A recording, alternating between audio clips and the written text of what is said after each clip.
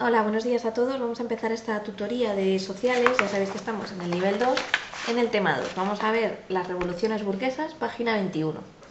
Es un tema, bueno, pues relativamente corto, porque no son muchas páginas, pero sí que es verdad que hay que ver muchos conceptos dentro de él. Vamos a ver, de un lado, la independencia de Estados Unidos, la Revolución Francesa, las revoluciones liberales del 19 y, por último, vamos a dar un repaso a la Revolución Industrial y al proletariado, ¿vale? A la aparición del proletariado que se inicia en esta época.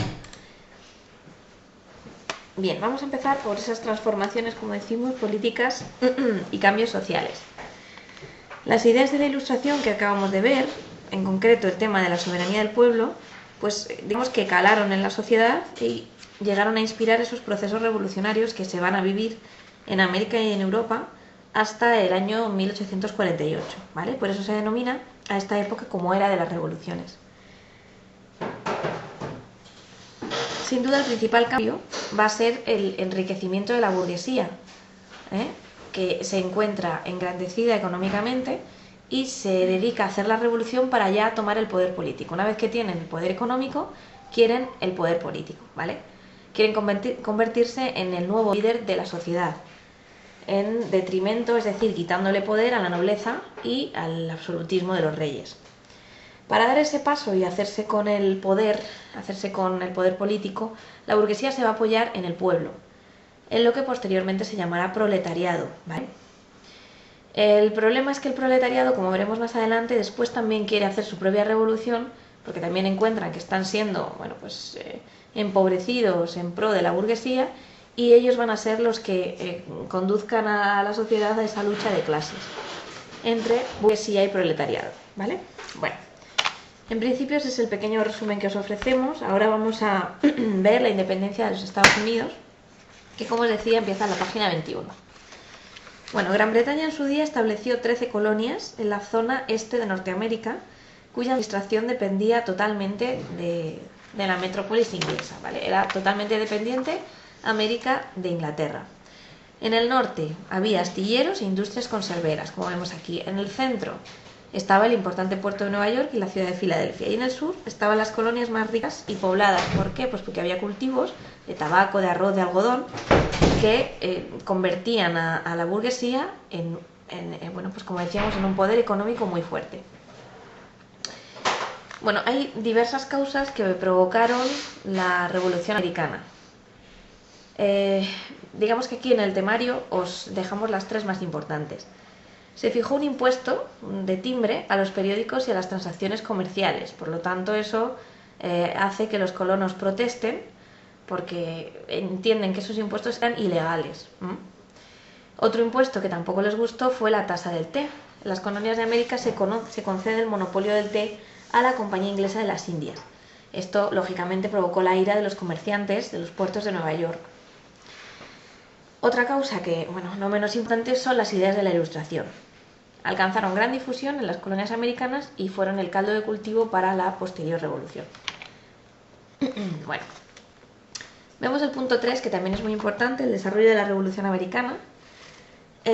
A través de los delegados de las 13 colonias que se reúnen en Filadelfia el 4 de julio, se promulga la Declaración de Independencia. Tenemos una imagen en pantalla del original, digamos, de esta declaración de 1776, cuyo principal autor y precursor fue Thomas Jefferson.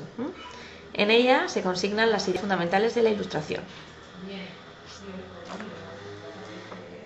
Aparte de estar en un terreno que conocían muchísimo mejor que los británicos, los norteamericanos contaban en la guerra con el liderazgo de una figura excepcional que fue George Washington, posteriormente nombrado primer presidente de los Estados Unidos. Ya sabéis, si tenemos en pantalla su imagen, es el presidente que aparece en los billetes de $1. Finalmente, con el Tratado de Versalles, Gran Bretaña reconoce la independencia de los Estados Unidos en 1783. Esta es la primera revolución liberal que se basa en los principios de la Ilustración, ¿vale? Su ejemplo causó un profundo impacto en Francia, donde pronto le van a imitar. Van a imitar a Estados Unidos y van a conseguir también, como veremos, pues esa independencia. Bueno, la Revolución Francesa, que vemos en la página 23, incluso con un mapa donde vemos el foco revolucionario, ¿eh? Vemos los centros de ejecuciones durante el terror. En naranja vemos el área del Gran Miedo, como llamaron. En fin, las fronteras, la francesa de 1792, también la francesa en el 93, las ofensivas. Bueno, es bastante interesante que tengáis en mente el mapa, ¿vale? La Revolución Francesa fue un proceso ideológico, social, político, es decir, económico, por supuesto, que maduró durante muchos años. Fue la primera revolución moderna porque intentó transformar el sistema social y político en su totalidad. Igual que los Estados Unidos buscaban independizarse de Inglaterra, Francia o la revolución, las ideas de la revolución, lo que buscaban era ideas de democracia, de nacionalismo e incluso de socialismo. O sea, lo que querían era derribar el régimen absolutista, no solo en Francia, sino en muchos países de Europa, ¿no? Acabar con el antiguo régimen. En pantalla tenemos un cuadro en el que vemos las causas de la Revolución Francesa. Antes de ver esas causas, esas fases y las consecuencias, diremos que es muy importante ver el lema de la Revolución Francesa, libertad, igualdad y fraternidad. Aunque también la propiedad privada, como os decimos aquí, pues era muy importante y normalmente no aparece, ¿no? como lema. Tenemos que saber que el carácter burgués de esta revolución estaba detrás de todo el movimiento y que la burguesía era la clase dominante y la que se quería lucrar y quería obtener más poder si cabía y más economía, ¿vale? Más poder económico. Bueno, las causas de la Revolución Francesa, como en casi todos los procesos bélicos o revolucionarios, son de varios tipos.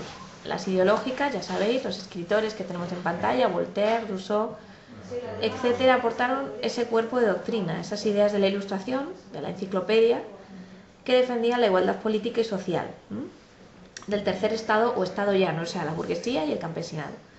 También hay causas sociales, la actitud fundamentalmente egoísta y cerrada a toda cesión de derechos por parte de la nobleza y el clero, ¿no?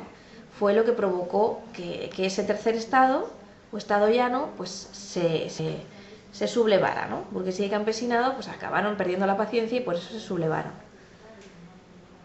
Las causas económicas nos hablan de que el campo francés se encontraba en una situación desfavorable, muy desfavorable. Una serie de malas cosechas y hambrunas estaba dejando en bancarrota al gobierno y estaba matando de hambre literalmente al pueblo, ¿no? Entonces imaginaos. Y por último, las causas políticas. Estaba claro que el Estado absolutista estaba totalmente en crisis. No había ninguna manera de revitalizarlo. La alta burguesía lo que hace es aprovechar esa fase de crisis política para intentar lograr el poder político basándose en la soberanía popular. Bueno, las etapas o fases de la Revolución Francesa son las que tenemos en la página 24. Las vamos a nombrar simplemente porque son muchas y vamos a detenernos solo en las más importantes, ¿vale? En casa lo que hacemos es que las leemos, no nos las aprendemos de memoria, sino que simplemente vemos un poco ese proceso cómo va, ¿vale? Primero se realizó la Asamblea de Notables. Ante la desastrosa situación económica del rey Luis XVI, este rey propuso que los estamentos privilegiados pagaran impuestos, ¿vale?, por sus tierras. Por lo tanto, al final se convoca una asamblea que llamamos de notables. Los nobles y jefes de la Iglesia se oponían a cualquier pérdida de sus privilegios y por lo tanto presionan al rey para que convoque los Estados Generales, que es otra asamblea nacional, ¿vale? Vamos a la Asamblea Nacional de 1789, donde el tercer estado se declara en Asamblea Nacional con la intención de introducir las reformas, reuniéndose en un frontón. El rey Luis XVI presiona fuertemente para que se disuelva, aumentando las fuerzas militares. Bueno, aún así la Asamblea Nacional sobrevivió y se transformó en Asamblea Constituyente, ¿vale?, que es la siguiente fase. Hay una serie de medidas que vemos en la página 26 que se adoptan por la Asamblea Constituyente, ¿vale? Las leemos, las vemos, son importantes. La igualdad de todos los ciudadanos, la Declaración de los Derechos del Hombre, la Constitución Civil del Clero, la Constitución del 71, en fin, es bastante importante esa parte, ¿vale? Luego en la Asamblea Legislativa, bueno, pues digamos que la Asamblea se crea una vez promulgada la Constitución que hablábamos del 91. Era necesario elaborar y votar unas leyes, para eso se crea esa asamblea, ¿vale? Luego viene la Convención Nacional, el Directorio y por último el Consulado. Vamos a ver el Consulado, en el que se produce un golpe de Estado el 9 de noviembre del 99. Así se acaba con el directorio. Este nuevo régimen, que es el consulado, estaba apoyado en una dictadura militar y presidido por un triunvirato, ¿vale? 3 cónsules, de los cuales, y aquí está el quid de la cuestión, Napoleón Bonaparte fue declarado el primer cónsul. Bueno, las medidas interiores emprendidas y la victoria sobre las fuerzas extranjeras de la segunda coalición, ya sabéis, Inglaterra, Rusia y Austria, no hicieron más que aumentar el prestigio de Napoleón, ¿vale? Se le corona emperador en 1804, terminando así con la República. Así comienza el Imperio Napoleónico y termina la Revolución Francesa. Bien, vamos a ver el Imperio Napoleónico. Como decíamos, Napoleón ya ha sido coronado como emperador y se encarga ahora de reformar. ¿El que reformó? Pues casi todos los aspectos de la vida política. La administración, la hacienda, la educación. Además, firmó un concordato con la Santa Sede que le permitía reconocer la religión católica como la oficial para la República Francesa, ¿vale? Sí, pero la nota la quiere... Bien, también como extraordinario general, Napoleón reorganizó el ejército, convirtiendo en una máquina de guerra pues muy poderosa, la más poderosa de su tiempo, ¿vale? Además, gracias a sus victorias se cambió el mapa de Europa. Bueno, vemos aquí el mapa, Francia antes de la Revolución en naranja, en amarillo vemos, en ese amarillo más potente, las conquistas durante la Revolución. Vemos en ese naranja tirando ya rojizo las anexiones, como veis, en la época de Napoleón. En ese rosita más claro, los reinos y países vasallos de Francia, o sea, no eran pertenecientes a Francia, pero sí le rendían pleitesía, con lo cual estamos hablando de lo mismo. Estados amigos, fijaos también hasta dónde se extendían. Y por último, los estados aliados en verde, o sea, tenía media Europa, por no decir Europa entera, a su favor, ya fuera porque las había ocupado o fuera porque eran aliados suyos.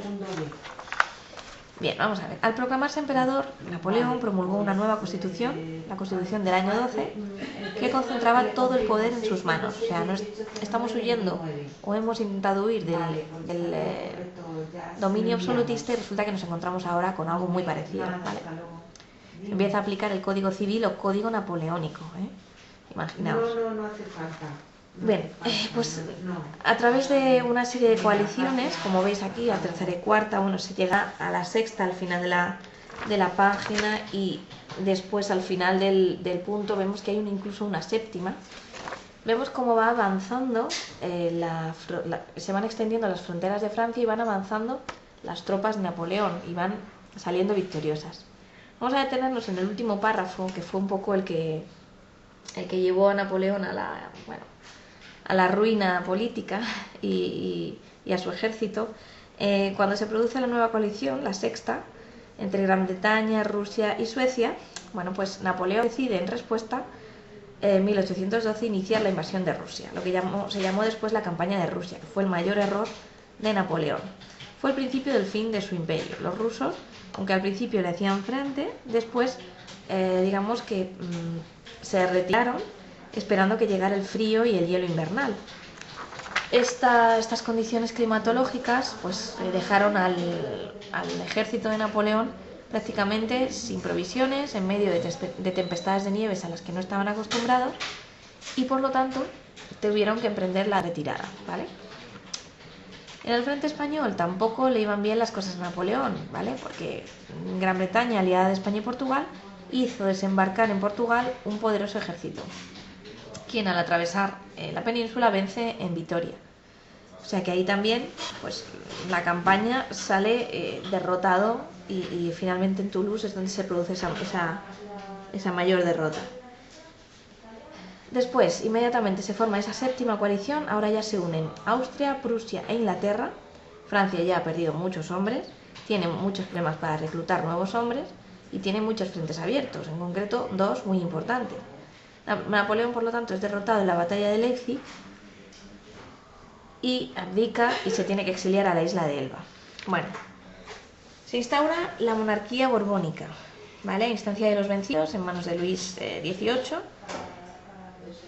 Pero como la popularidad del nuevo monarca es bastante baja, Napoleón vuelve, ayudado por la gente que todavía era incondicional suya, y regresa de Elba. Y todavía, aún así, que ya estaba vencido, como veis, toma de nuevo el poder, o lo intenta por lo menos.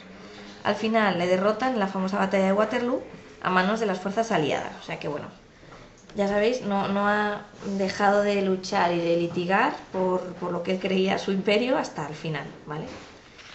Bueno, visto Napoleón, vamos a ver lo que se denominó la Restauración en la página 30, que no es más que el acuerdo de paz elaborado en París y en el Congreso de Viena, marcado por el intento de restaurar lo que era el antiguo régimen, poner fin al proceso revolucionario y así volver a instaurar el orden, ¿no? Lo que ellos entendían por orden.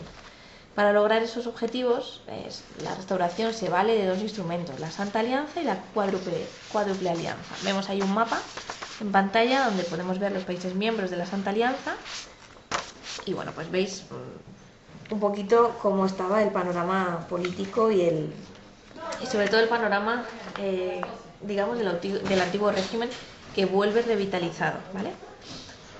Por otro lado, liberalismo y nacionalismo son las fuerzas políticas e ideológicas contrarias a la restauración. Pese a la represión ejercida en 1815, no se extinguió el liberalismo.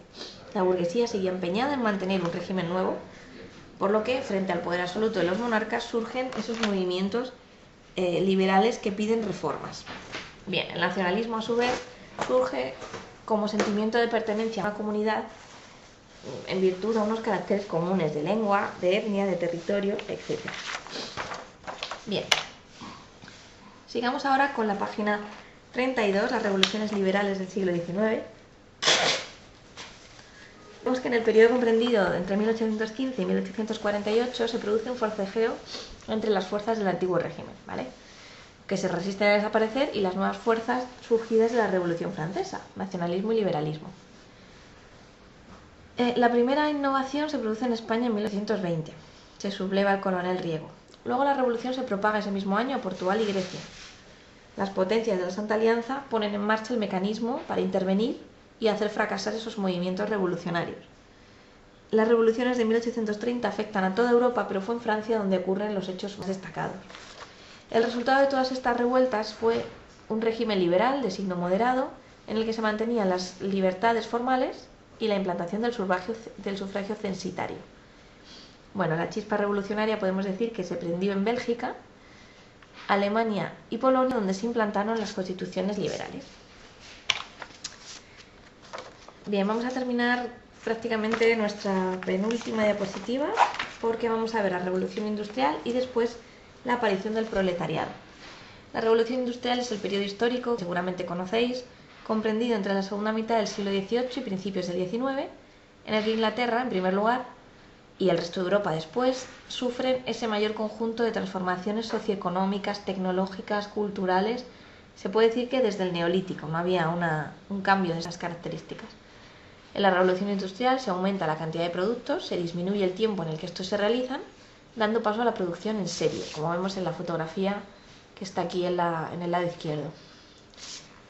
Aparecen también las innovaciones tecnológicas. Las más importantes fueron la máquina de vapor y la denominada spinning jenny, que era una máquina relacionada con la industria textil.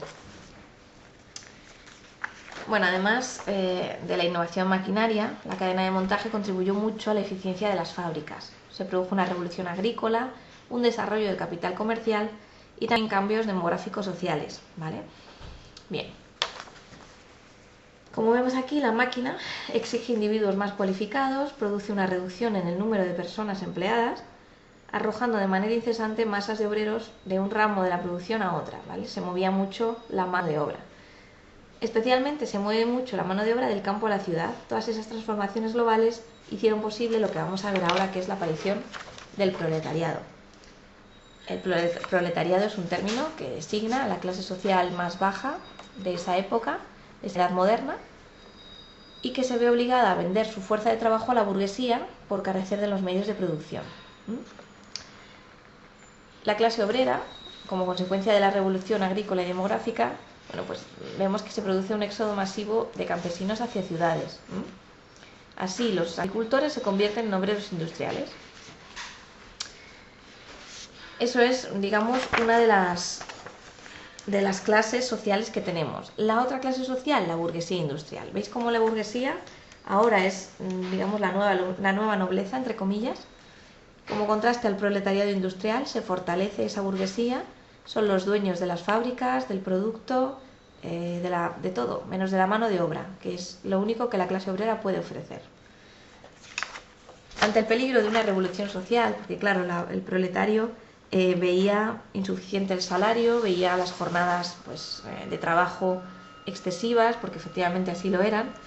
Entonces, las condiciones de trabajo tampoco eran idóneas. Entonces, ante el peligro de una revolución social, la pequeña burguesía abandona las barricadas y se pone del lado de la oligarquía. O sea, que ya busca aliados más arriba para no tener que hacer frente a una revolución proletaria. Es lo que se ha llamado traición de la burguesía y lo que da inicio a la lucha de clases. Ya no habrá más revoluciones burguesas porque ya tienen el poder, ahora las revoluciones las va a hacer el proletariado. Pues nada, con esto hemos terminado el tema. Como veis es sencillo, aunque tenga muchos datos y varias cuestiones, pero es bastante sencillo. Hacemos los ejercicios de autoevaluación y con esto hemos terminado y podemos pasar al tema 3, ¿vale? Que lo veremos en la siguiente clase. Pues nada, cualquier duda que tengáis, no dudéis en poneros en contacto con nosotros.